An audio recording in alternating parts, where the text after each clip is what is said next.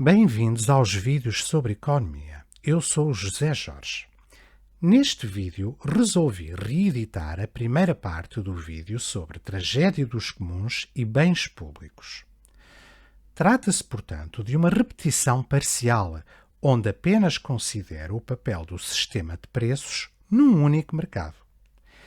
Este tipo de abordagem chama-se análise de equilíbrio parcial, por contraposição à análise de equilíbrio geral, onde se analisam todos os mercados simultaneamente e que está na base da macroeconomia.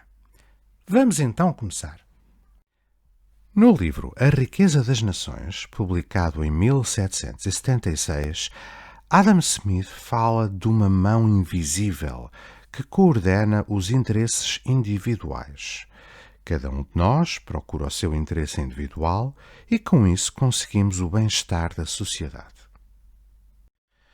O sistema de preços é o mecanismo que coordena os indivíduos sem a necessidade de diretivas centrais e sem exigir que as pessoas falem umas com as outras.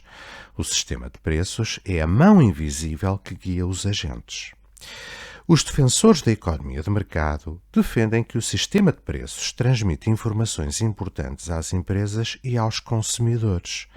Milton Friedman apresenta o exemplo detalhado do funcionamento do sistema de preços na produção de lápis.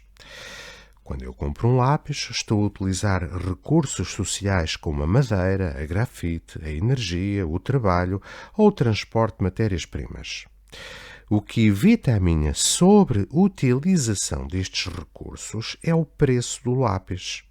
Se os lápis fossem gratuitos, eu tenderia a ter muitos lápis e a sobreutilizar os recursos utilizados na produção de lápis. Eu só comprarei um lápis se o seu preço for inferior ao valor que eu lhe atribuo. E numa economia de mercado, que funcione corretamente, o preço deve ser igual ao custo dos recursos utilizados na produção de um lápis. Tal acontece porque o produtor de lápis nunca me venderá o lápis abaixo do custo de produção. E a concorrência entre produtores leva o preço do lápis para um valor perto do seu custo. Daqui se conclui que o preço controla o meu desejo por lápis até ao ponto certo. O preço é como uma multa que eu tenho que pagar à sociedade para a compensar pela utilização dos recursos. Um sistema de preços a funcionar corretamente é algo verdadeiramente maravilhoso. Vejamos um exemplo. Eu enfrentei um mistério durante anos. Durante a noite, as empresas hidroelétricas utilizam a energia elétrica disponível na rede para bombear a água a jusante da barragem para a sua albufeira. E no dia seguinte fazem a descarga dessa água para produzir energia elétrica. Este ciclo repete-se no dia seguinte. Durante o dia, as barragens produzem energia e durante a noite são consumidoras de energia. Este ciclo diário tem um saldo energético negativo. De acordo com a segunda lei da termodinâmica, é impossível construir um dispositivo que opera em ciclo fechado que não tenha perdas de energia. Este princípio implica que o saldo energético entre a energia gasta para bombear a água para a barragem e a produção de energia através da descarga dessa água é necessariamente negativo. Haverá perdas de energia neste ciclo devido à entropia. Apesar de ineficiente do ponto de vista físico, este ciclo é praticado pelas empresas hidroelétricas. A resposta não se encontra na engenharia, mas na economia. Há vários elementos chaves para compreender o que se passa. Primeiro, ao contrário de outros produtos, é difícil armazenar eletricidade, pois as baterias são caras e volumosas. Por isso, toda a energia produzida deve ser consumida. A cada momento tem de ser injetada na rede uma quantidade de energia elétrica próxima daquela que está a ser consumida. Nos picos de consumo tem que haver muita produção de energia e durante a noite a produção de energia tem que ser necessariamente baixa. Segundo, há diferentes formas de produzir eletricidade. barragens, centrais termoelétricas, centrais termonucleares, eólicas.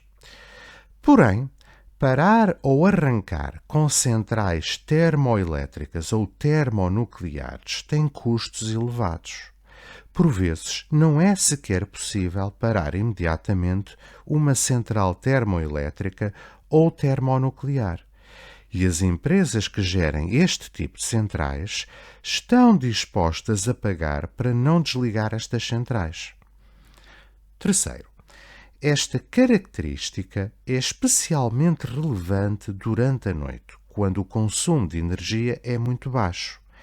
Em alguns países com centrais termonucleares, por exemplo, a Alemanha, o preço da eletricidade durante a noite chega a ser negativo. As centrais nucleares estão dispostas a pagar para continuar a injetar energia na rede elétrica e assim não serem forçadas a desligar os equipamentos durante a noite. Quarto, quando há vento, as eólicas produzem energia durante a noite a preços muito baixos e estão dispostas a injetar energia na rede a preços muito baixos. Por vezes, em Portugal, o preço da eletricidade é nulo durante horas. Quinto, durante o dia, a procura de energia elétrica é muito elevada e o seu preço sobe muito.